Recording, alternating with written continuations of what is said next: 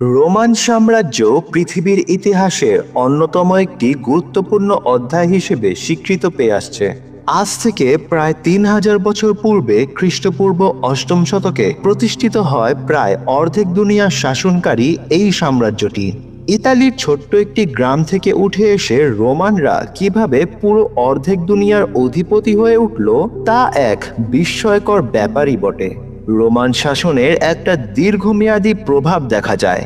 পশ্চিমা বিশ্বে বর্তমানকালে প্রচলিত একাধিক ভাষার উৎপত্তি ঘটে রোমানদের থেকে, যেমন ইতালিয়ান, ফরাসি, স্প্যানিশ, পর্তুগিজ এবং রোমানিয়ান।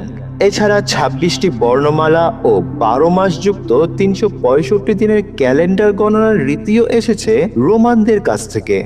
আজকের ভিডিওতে আমরা জানব রোমান সাম্রাজ্যের প্রতিষ্ঠার গল্প, যাদের কথা কোরআনে স্বয়ং আল্লাহর বাণীতে উচ্চারিত হয়েছে। তো চলুন দেরি না করে শুরু করা যাক।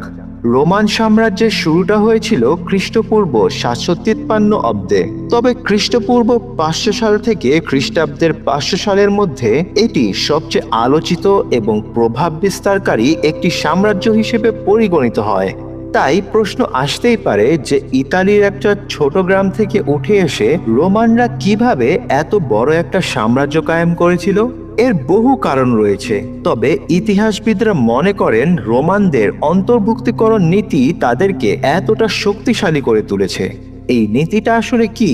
আমরা জানি যে ইংরেজরা যখন ভারতবর্ষ শাসন করতে আসে তারা কখনোই আমাদেরকে রাজনৈতিক স্বাধীনতা দেয়নি। তারা সবসময় আমাদের সাথে দাসের মতো আচরণ করেছে। উপমহাদেশের মানুষের জীবনযাত্রার সাথে ইংরেজরা কখনোই সহানুভূতিশীল হতে পারেনি। পক্ষান্তরে রোমানদের সাফল্যের চাবিকাঠি হচ্ছে তারা সাম্রাজ্য গড়ে তুলতে শুধু যুদ্ধ করে জয়লাভ করেনি। তাদের এই সাফল্যের আসল রহস্য ছিল তারা বিজিত অঞ্চলের জনগণকে শত্রু হিসেবে দূরে সরিয়ে রাখেনি, বরং নিজেদের সমাজ ও শাসন ব্যবস্থার অংশ করে নিয়েছিল।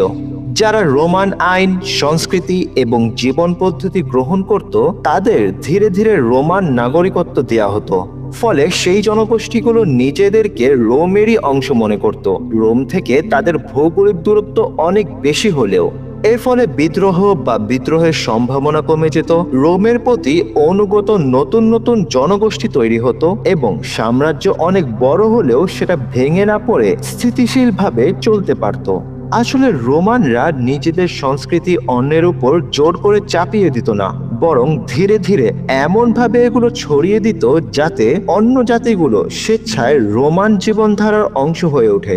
এটা ছিল এক ধরনের সফট পাওয়ার যা সামরিক শক্তির বাইরে গিয়ে কাজ করেছিল। সুতরাং এটা বলা ভুল হবে না যে রোম কেবল তলোয়ার দিয়ে নয়, মানুষের মন জয় করে সাম্রাজ্য তৈরি করেছিল। ইতিহাসে বহু সংস্কৃতি ও সভ্যতার বিকাশ ঘটে, যার মধ্যে গ্রিক সভ্যতা হচ্ছে অন্যতম প্রাচীন একটি সভ্যতা। খ্রিস্টপূর্ব অষ্টম শতাব্দী থেকে শুরু করে খ্রিস্টাব্দ পঞ্চম শতাব্দী পর্যন্ত মোট ১৩০০ বছরকে ইতিহাস শাস্ত্রের ভাষায় ক্লাসিক্যাল প্রাচীন যুগ বলা হয়। এই দীর্ঘ সময়কাল জুড়ে রোমান সভ্যতা বিকাশ লাভ করে। অন্যদিকে ঠিক একই সময় গ্রিক সভ্যতা পূর্ণরূপে বিকশিত হয়েছিল এবং রোমানরা তাদের সাহিত্য ও সংস্কৃতিতে গ্রিক সভ্যতা থেকে অনেক কিছু ধার করেছিল। ফলে এই সময় গ্রিক ও রোমানের সংমিশ্রণে গ্রিক ও রোমান সভ্যতা গড়ে ওঠে। যদিও জাতিগতভাবে গ্রিক ও রোমানদের মধ্যে বিরাট পার্থক্য রয়েছে। এই গ্রিক ও রোমান সভ্যতা ভূমধ্যসাগরীয় অঞ্চলে বিশাল প্রভাব বিস্তার করেছিল এবং পরবর্তী পশ্চিমা সভ্যতার ভিত্তি স্থাপনে ভূমিকা রেখেছিল। আইন থেকে রাজনীতি, শিল্পকলা থেকে দর্শন, আজকের যেসব বিষয়কে আমরা পশ্চিমা সভ্যতার অংশ হিসেবে দেখি তার মূল ভিত্তি তখনই তৈরি হয়েছিল। খ্রিস্টপূর্ব ৭০০ সালের দিকে যখন ইতালির ইতিহাস স্পষ্ট হতে শুরু করে তখন দেশটিতে নানান ভাষা ও সংস্কৃতির বিভিন্ন জাতিগোষ্ঠী বসবাস করত। সে সময় অধিকাংশ ইতালিয়ান গ্রাম বা ছোট শহরে বাস করত এবং কৃষিকাজ ও পশুপালন করে জীবন ধারণ করত। আসলে ইতালি শব্দের অর্থই হচ্ছে বাছুরের দেশ। তবে ইতালির মধ্যে প্রথম উন্নত এবং উচ্চমানের সভ্যতা গড়ে তুলেছিল ইত্রুরিয়ানরা। এছাড়া খ্রিস্টপূর্ব ৭০০ সালের মধ্যে ইতালির দক্ষিণ উপকূলে কয়েকটি গ্রিক উপনিবেশ গড়ে উঠেছিল। গ্রিক ও রোমান সভ্যতার মাঝে এই সংমিশ্রণ ঘটার মূলে ছিল এটাই যে সেই সময় গ্রিকদের সাথে রোমানদের ব্যবসায়িক সূত্রে প্রায় যোগাযোগ হতো।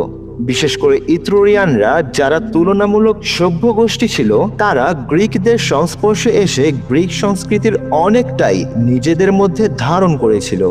এই ইত্রুরিয়ানদের মাধ্যমে রোমের অন্যান্য প্রান্তে গ্রিক সংস্কৃতির অনুপ্রবেশ ঘটে। তাই গ্রিক পুরাণ ও রোমানদের রূপকথার গল্পগুলোর মাঝে অনেকটাই সামঞ্জস্য দেখা যায়। রোমানরা জাতিগতভাবে ল্যাটিন হলেও তারা সর্বদা মুক্তমনা মনোভাব প্রকাশ করত। যেমন পূর্বেই বলা হয়েছে যে বিজিত জনগণের উপর তারা নিজেদের সংস্কৃতি চাপিয়ে দিত না, ফলে রোমানদের মধ্যে বহু সংস্কৃতির সংমিশ্রণ ঘটেছে। বিশেষ করে প্রথম দিকে তারা ইত্রুরিয়ানদের থেকে গ্ল্যাডিয়েটর যুদ্ধ শিখেছিল, সামরিক বিজয়ের উদযাপন শিখেছিল এবং ইত্রুরিয়ানরা গ্রিকদের কাছ থেকে যে বর্ণমালা ও ধর্মীয় আচার অনুষ্ঠান ধার করেছিল তা ল্যাটিন রোমানদের মধ্যে বেশ জনপ্রিয়তা পায়। যেমন গ্রিক ও রোমান পুরাণের অনেক দেবদেবী সাদৃশ্য রয়েছে, তবে এদের নাম ভিন্ন। যেমন গ্রিক দেবী অ্যাফ্রোডাইট রোমানে ভেনাস নামে পরিচিত, গ্রিক দেবতা জিউস রোমানে জুপিটার নামে পরিচিত। এভাবে সাগরের দেবতা গ্রিকে পোসেইডন এবং রোমানে নেপচুন নামে পরিচিত। অন্যদিকে গ্রিক দেবী হেরা এবং রোমান দেবী জুনো উভয় বিবাহ এবং প্রেম ভালোবাসার দেবী। এমনকি গ্রিক ও রোমান পুরাণের বেশিরভাগ মিথ ও কল্পকাহিনীর মধ্যেও সামঞ্জস্য দেখা যায়, যদিও কিছু ক্ষেত্রে রোমানরা তাদের নিজস্ব সংস্কৃতি ও মূল্যবোধ অনুযায়ী কিছু পরিবর্তন করে নিয়েছিল। তবে মজার ব্যাপার হলো যে ইত্রুরিয়ানদের থেকে রোমান সভ্যতা এত বেশি প্রভাবিত হয়েছিল, তাদের অরিজিন সম্পর্কে একেবারে পোক্ত কোনো মতামত পাওয়া যায় না। কেউ বলে তারা ছিল আদি ইটালিক, আবার কেউ মনে করে তারা আনাতোলিয়া তথা আজকের দিনের তুরস্ক অঞ্চল থেকে এসেছিল। এখানে একটি গুরুত্বপূর্ণ পয়েন্ট হচ্ছে, তারা জাতিগতভাবে সবচেয়ে উন্নত হলেও কখনো একক রাজত্ব গড়ে তোলেনি। তারা ছোট ছোট নগর রাজ্যে বিভক্ত হয়ে বাস করত। অনেক সময় এই নগর রাজ্যগুলো একজোট হয়ে চলত, অনেক সময় তারা পরস্পরের মাঝে যুদ্ধে লিপ্ত হতো। খ্রিস্টপূর্ব 4র্থ ও 3য় শতকে রোমানরা ধীরে ধীরে শক্তিশালী হয়ে উঠলে তারা ইত্রুরিয়ানদের এসব ছোট ছোট নগর রাজ্যগুলো এক এক করে জয় করে নেয়। একটা সময় ইত্রুরিয়ান বলতে আলাদা কোনো সভ্যতা থাকে না, বরং তাদের অস্তিত্ব রোমান সভ্যতায় বিলীন হয়ে যায়।